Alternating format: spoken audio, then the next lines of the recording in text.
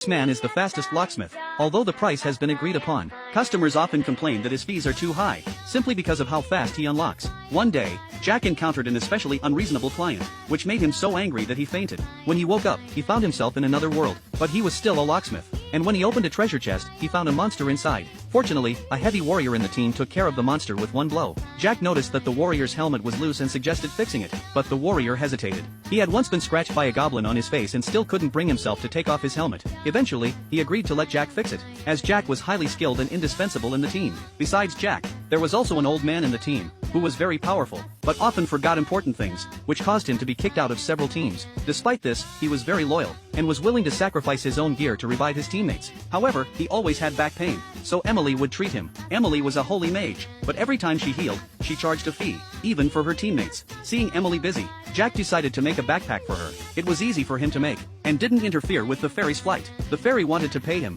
but Jack refused, only asking her to treat Lauren's back pain one more time. When there was nothing to do, Jack helped out in the item shop. One day, an armored warrior entered the shop, and Jack immediately recognized her as Hannah. However, this made Hannah very nervous. She ran away from the item shop immediately. At that moment, a bald man came in selling swords. The short sword sold for 15 gold coins, but the bald man didn't realize that the sword's real value was at least 300 gold coins. That day, they encountered a giant eel. Hannah was so scared that she lost her combat ability, and Jack had to step in himself. Fortunately, the team worked well together, with Emily treating Lauren's back pain, and Lauren using magic to restrain the enemy. Even though Jack had no combat ability, he still succeeded in slaying the giant eel. Afterward, Emily asked for 1 gold coin, as payment for treating the back pain. Jack planned to bring the eel's body back to cook, which shocked the team, especially Hannah. Jack then asked Mavina for an assassin's needle, but Mavina misunderstood and thought he wanted to assassinate Hannah, even suggesting adding some poison. However, Jack was only threading the fish meat onto a skewer, roasting it over the fire to remove the fishy smell. Although he had no combat ability, he knew a thing or two about other matters. The roasted fish was so delicious that Lauren and Emily invited Hannah to try it.